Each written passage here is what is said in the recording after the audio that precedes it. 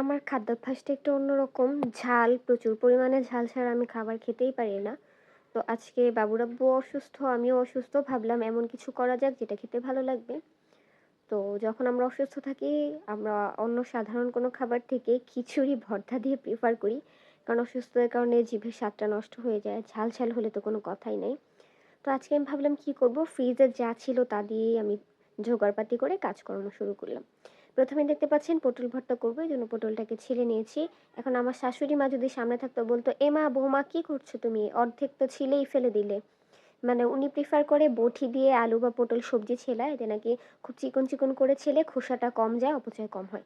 কিন্তু আমি বটি দিয়ে যেহেতু ছিলতে পারি না বলতে অনেক সময় লাগে, এজন্য আমি এই মেশিনটা ইউজ করতে অভ্যস্ত, কিন্তু মেশিনটা তার পছন্দ না।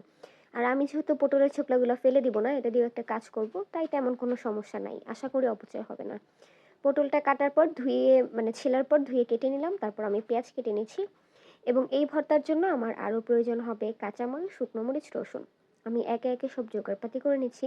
পেঁয়াজগুলোকে আমি 4 টুকরো করে কেটে নিলাম, কারণ এটা যখন আমি ভাজবো, ভাজার পরে ইজিলি এটা বাটা যাবে। কিন্তু আমার যেহেতু বাবু ছোট, আর পাটায় বাটা একটা ঝামেলা, ভর্তা বাটলে আমার হাত জ্বলে, বাবুরও সমস্যা হয়, এজন্য আমি ব্লেন্ডারেই ভর্তাটা করে ফেলি। এই যে এটা হচ্ছে প্রথম ভর্তা, যেটা পটলের ভর্তা। তো সামান্য একটু শুকনা মরিচ দিলে ঝালটা একটু ভালো আসে। কাঁচা মরিচ খুবই হেলদি, শুকনা মরিচ স্বাস্থ্যের জন্য তেমন একটা উপকারী না।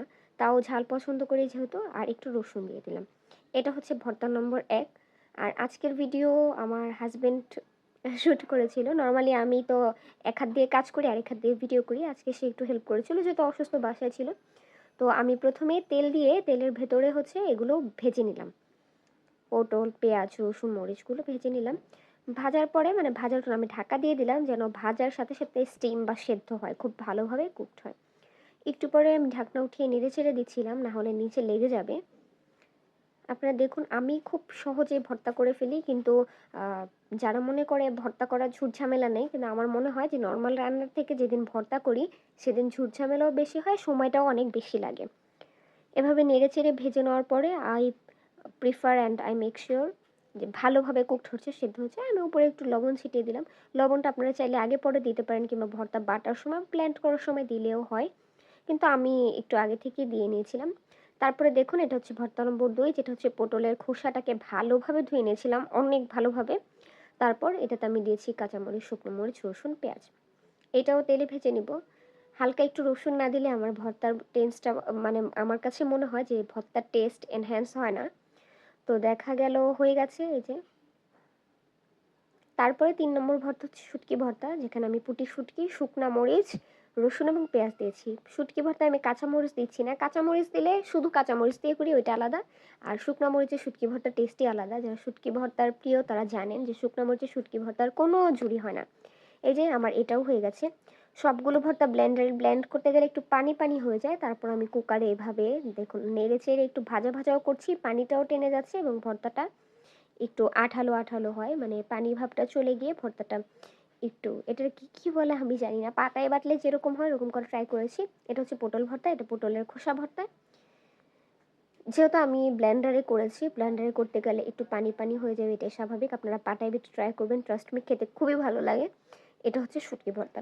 আমি আজকে পাটায় মেখে খাওয়া, ভাত মেখে খাই না, এটা খুব মিস করছিলাম। একে তো আমি শিলপাটায় বাটিনি, আর দ্বিতীয়ত আজকে তো ভাতই রান্না করিনি, কারণ আজকে রান্না করেছিলাম খিচুড়ি। আমি ডেকোরেশনে তেমন একটা পটু নই, আর আমার শরীর খুব অসুস্থ ছিল, আমাদের খুব ক্ষুধা লেগেছিল। তো চটজলদি নিয়ে নিয়েছি। আর পেঁয়াজগুলো মোটেও ডেকোরেশনের জন্য না, কাঁচা পেঁয়াজ দিয়ে আমার, মানে খাবার খেতে গেলে আমার কাঁচা পেঁয়াজ লাগেই। এটা একটা বদভ্যাস নাকি আমি জানি না, কাঁচা পেঁয়াজ ছাড়া আমি খাবারে মজা পাই না, ভর্তা ভাজি যেদিন খাই আর কি। এই যে আমার খেতে হলে একটু রসুনের আচার, পেঁয়াজ এবং লেবু অবশ্যই অবশ্যই লাগে। এখন বলতে পারেন যখন রসুনের আচার থাকে না, আমি কি করি, আই প্রিফার কাঁচামরিচের আচার, বোম্বাই মরিচের আচার, যে কোনোটা, মানে এক পদের আচার আমার লাগে। তারপর দেখুন এই যে সিম্পলি ভাত খেয়ে নিচ্ছি। লোভ লাগলে কমেন্টে বলে দিয়েন। ভালো থাকবেন।